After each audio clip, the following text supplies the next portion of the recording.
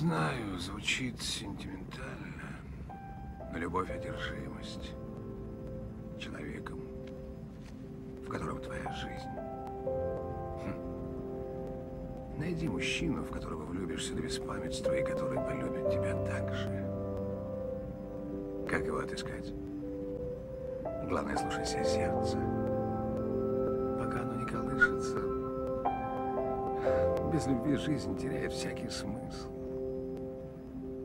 Пройти отмеренно и ни в кого не влюбиться — это значит не жить вовсе. Попробуй. Не попробуешь — считай, что не жила.